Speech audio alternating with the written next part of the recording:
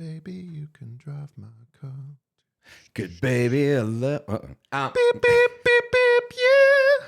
Welcome back, episode 2. I'm so sorry.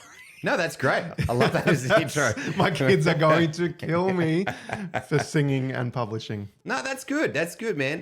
Because we're talking about cars today. 'Cause Why? I've got a very important question, and I don't think we ever resolved this as a Christian community. But what's the most expensive car that a Christian can faithfully drive? Bugatti. No way. There's no way it's a Bugatti. And I think the subtext to all of this too is then, like, what's the most expensive car a Christian pastor can drive? Because I think they're two different questions. Do Christian pastors have to drive cheaper cars than... Yeah, like, is there a system that we can put into place to say, if you want to drive this kind of car, Yep. then you have to have this kind of charitable giving established to give you permission to do that? Okay, so let's just slow down, pause. Yes, we're talking about cars. How expensive can my car be? Like our last episode, this is one that you pushed for. I didn't fully get it, but I'm going with it because you're my friend. Why do you even want to have this? Why is this relevant?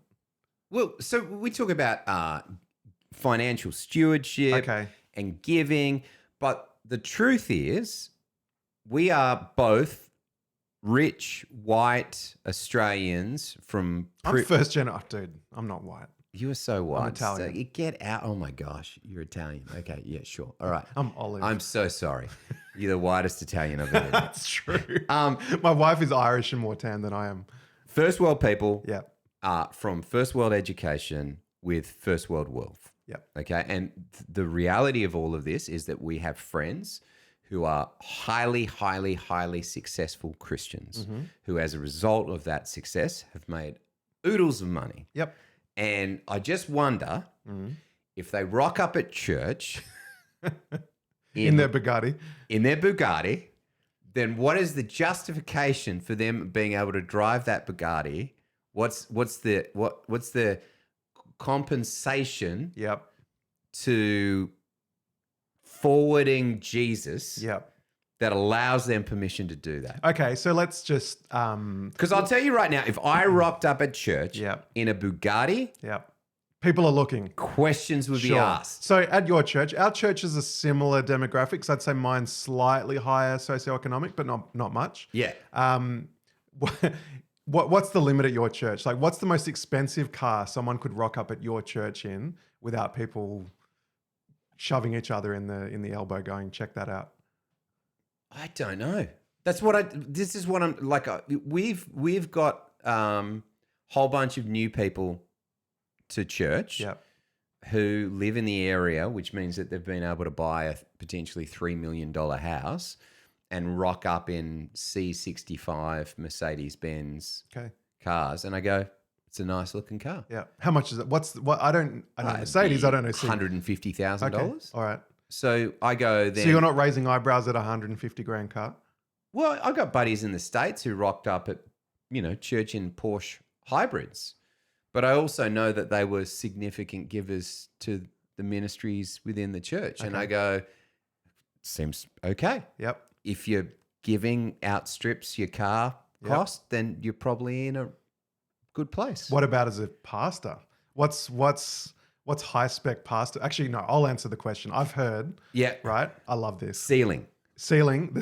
I love this. The ceiling is the Volkswagen Golf GTI That's it. because it's expensive. Yeah. But you don't really know it's expensive unless you know Volkswagens. And what's funny about that is I drive a Volkswagen Polo GTI. Yeah.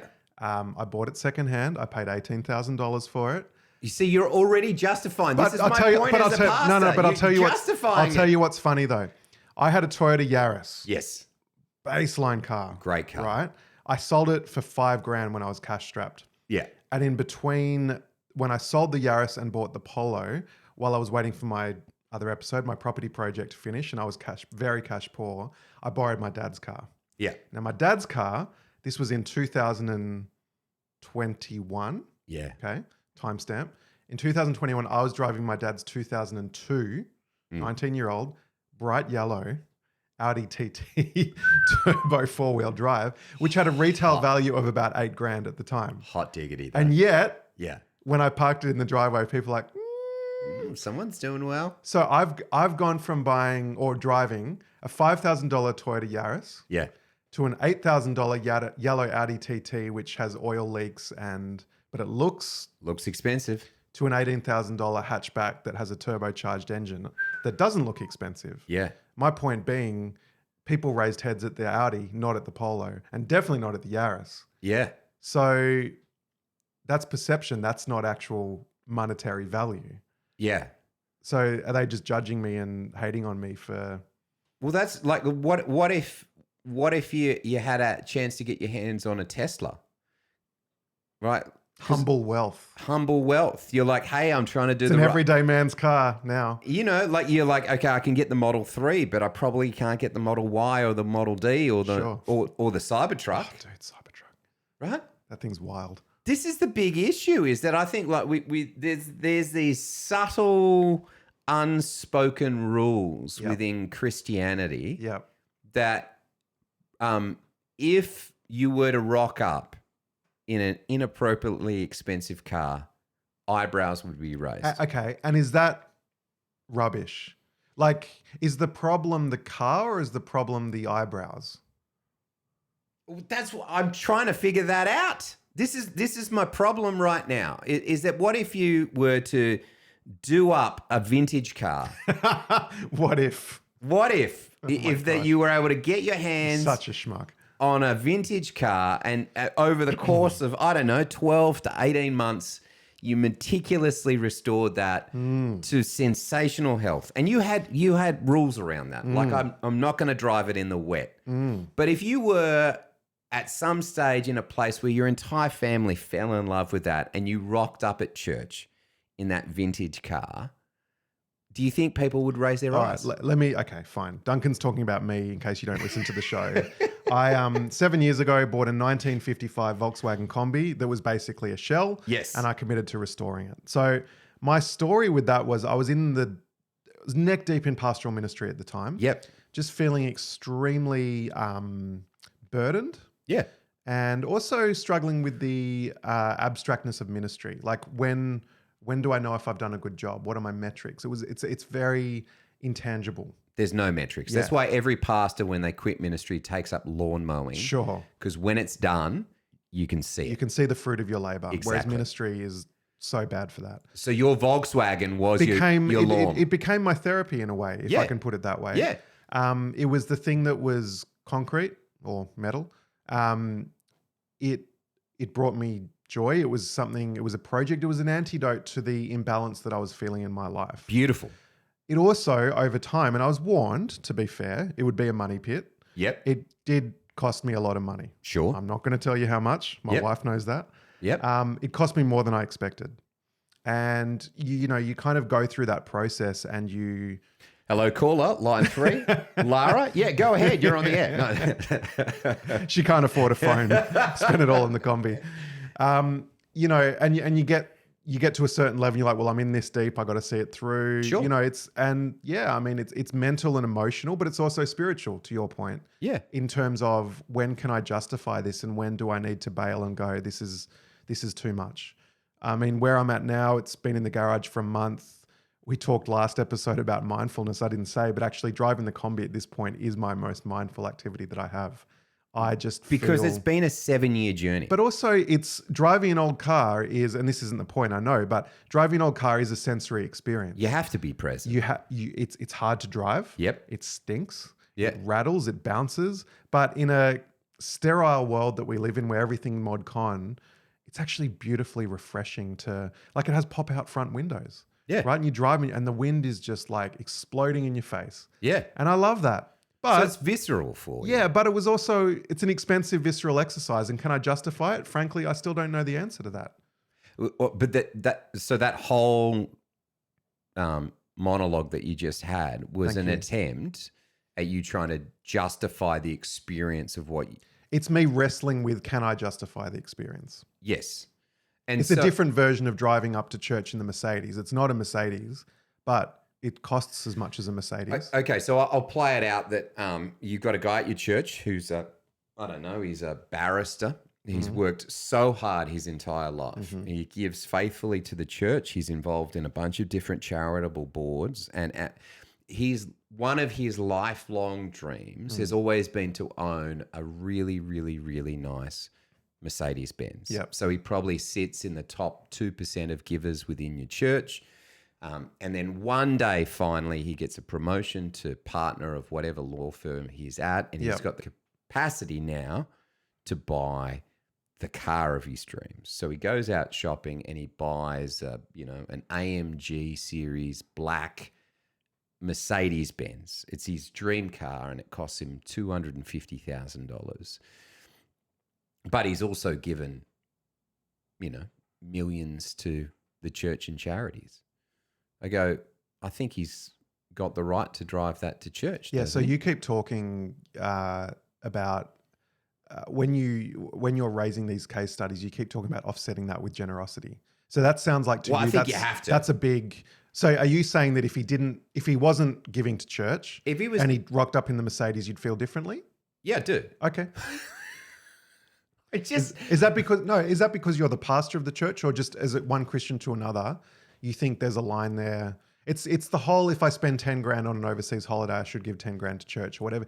That kind of idea. If you can spend money on luxuries, then you can also be generous with your money. And if you're not doing, or if you're doing one without the other, that's where the problem lies. I think generosity comes out of your first fruits. Okay.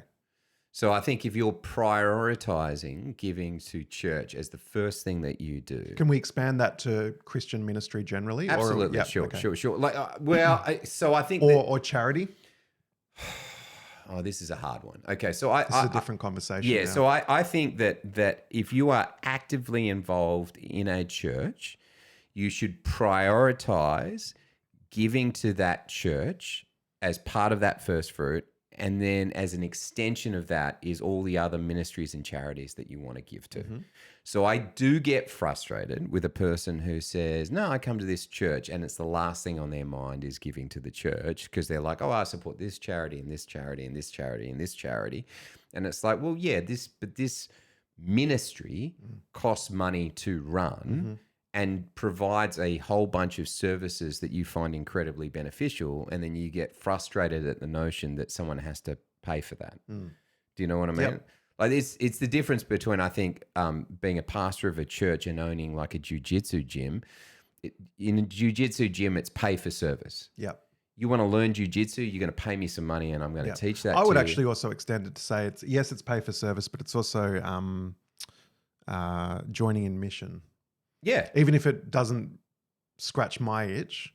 And look, a church should feed someone. I'm not playing an either or here. Yeah. But it's not just what it does for me, it's also what it does for my broader community as well. Well, and people will also use the excuse, well, you invest your time, your talent, and your treasure. Sure. And lots of people are really good at investing time and talent. Yeah, But which is great, and it's we're great. thankful for that. So good. But Yeah. treasure's the third one in Sure. there. And pragmatically, you need money to operate. So I would say to an individual, if you're prioritizing giving, prioritize giving to the church Mm-hmm. and then all the other charitable institutions that you want to support alongside of that. And then I think whatever the purchase is has to come out of excess. Sure. So you got, okay. So, The fanciness Yeah. comes out of excess. okay. So you got no problem with the fanciness as long as it's, yeah, as you said, it's in excess. And I don't think I disagree with that. I think, like everything, and I guess in a way, this podcast is based on wisdom in many ways. Yeah. We're dealing in grays. That's kind of our core business on this podcast is I can't point a Bible verse to you that says thou shalt not buy a Mercedes SLK, right? But there's paradigms. I can think of the famous Proverbs 30, give me neither poverty nor riches. King Agur, classic guy, shout out to King Agur. But he says actually in Proverbs 30, even the famous words, give me neither poverty nor riches, but give me only my daily bread. So there's this swinging pendulum here of monasticism on the one hand, nunneries, give everything to the Lord, through to, I suppose, the fall of a number of Western churches that I think history will tell us One of the flaws of the model was it had a bit too much capitalism with Jesus tacked onto it. So there's a balance here, and I guess coming back to the wisdom literature of Proverbs, I think the fear of the Lord is the beginning of all kinds of wisdom. Yeah. So, and we struggle with that because it doesn't tell us what to do. Yeah. Fear of the Lord. Well, what does that mean for my Mercedes? Well, that's between you and God in many ways. You have to wrestle that out with the Lord, and He's asking you to do that. And if you can make that decision in good conscience, then I guess who am I to say you're a terrible person for it? Yes. I mean, King Agar was a king, so he's rich. Well, and look, that's King Solomon, who wrote Right. "Meaningless Everything Is Meaningless." Yep. Is a rich guy. Yep. So I think a lot of these guys sailed to the top of the mountaintop Yep. and realized that it's not worth it. But also even in Jesus' time, and I think I've read things that I think extrapolate this too far, but making the point that people like Mary, Martha, Lazarus, they were homeowners, Yeah. right? That they're able to house the disciples. They're clearly doing okay for themselves. Yeah. Obviously in Acts 2, there's the selling of property. There are resources at the disposal. And so I think the asset or the wealth in and of itself, and I know this probably isn't rocket science, but it's just another example of it, it is not the issue per se. It starts with the heart towards that and what you're going to do with it. Yeah. I think the challenge you're always going to find, and Jesus had it, and I don't think it was a challenge for him, is that you cast vision of transformation in the name of Jesus. Some rich person is probably going to rally to your side and want to invest in that to help grow it. Why is that a tension? I don't think it is attention, but what I'm asking the question is that rich guy has the capacity to buy things, lavish things, Yep. being okay with the tension of, is that person being generous while he has lavishness or she has lavishness? Yep. Like really small one. I'm a pastor. I don't dream big, right? I've always wanted to own. There's an inspirational Yeah. vision. Join my church. I don't think big. I don't dream big. I don't dream of lavish possessions big. Thank you. Um, Your kingdom's of another place. it better be a baller mansion in heaven. Sorry. I have always wanted to own Reebok pumps. Sure. They're expensive though. Yeah. And every time I go to want to buy it, because I'm talking within lavishness within my means. Sure. Okay. Because I don't think this lavishness conversation is purely reserved for rich people. Yeah, absolutely. Is that your wrestle with your Volkswagen is a lavishness within my means conversation. Yeah. You have the capacity over the space of 7 or 8 years to restore a car that cost a bit of money, but if you depreciate it over 7 years was probably a little bit more reasonable. The investment installments. Yep. I'm just It's an appreciating asset. it is It's stewardship. It is. Well, yeah, like if you had a Datsun 180B that you Sure. bought for $5,000 that's now worth $300,000, Yeah. you're like, wow, Yeah. like I've now got a lavish car that I didn't anticipate was going to be a lavish car. But I guess the wrestle that I have is every time I come to buy it, is it better for that to continue to be a dream that one day I'll own a pair of Reebok pumps and never actually get to that dream? Yep. Or is it better for me to just buy it and then but the thing is that then gets replaced with another dream. Yep. But the challenge you have now is you have completed the project. Sure. And it sits in your garage and you Yep. can take delight in driving that and all those things that come along with that. But at some stage, there's some little tickle Yeah. that requires a scratch where you go, I need a new dream. Yep. And so that's where I think, like, are these like little treats for ourselves appropriate, inappropriate? I don't know. I think it makes me think of a lot of Tim Keller's theology around idolatry and the idea of or the diagnostic question of, if I was to lose it, what would it do to me? And that being a helpful question to know where your heart's actually at. If my combi exploded into a ball of flames, which if you know combis, it's possible. Yeah. Sure, I've got insurance, but point being, would it destroy me? I think that can be a helpful place to start. And I think the other thing to say, let's face it, you and I, and probably a lot of people listening to this podcast, if it's about your starting point, our starting point is wealth Mm. on the whole, Yeah. especially globally. Sure. And so therefore, I think we just need to acknowledge that and be real about that. Our tension is not going to be over generosity, Yeah. you know? Yeah. Yeah. And so I think that's just really important to voice. Whatever we end up deciding about the car or our money, on that end of the spectrum, we're not the church that is broke and still we're not the Macedonian Church of Acts. We're not the ones that, you know, are on the- already impoverished. On the global wealth index, Yeah. we sit well and truly within the top 10% of wealthy people. Yeah. In fact, probably most likely for Chris and I, we're the top 5% of wealthy people in the world. Yeah. So And that- we just need to acknowledge Yeah, that. that means there's 95% of the population of this planet Yeah. who are probably not having the same conversation we are, Yeah. but there is a majority of Australians who are. So what if I'm the guy who is loaded, but I'm driving my Toyota Corolla to church because I think that's the Christian thing to do. Beautiful. And I see my brother turn up in a, you know, Tesla Cybertruck. Am I allowed to raise my eyebrow? Or is that not my place? I don't think it is. I think you just let God judge on that stuff. Okay.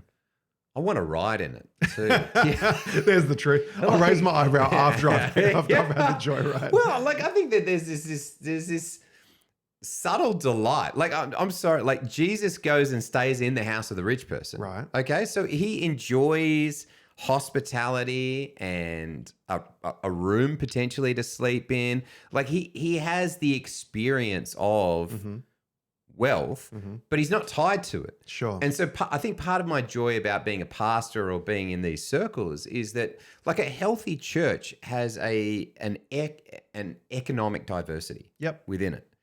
And so I have to learn the ability to, if someone's like, oh, hey, I got a Cybertruck because they could afford a Cybertruck. Yeah, I want to ride in it, you know, and I want to sit in it and go for a tour with it and drive it. Yeah, that's awesome.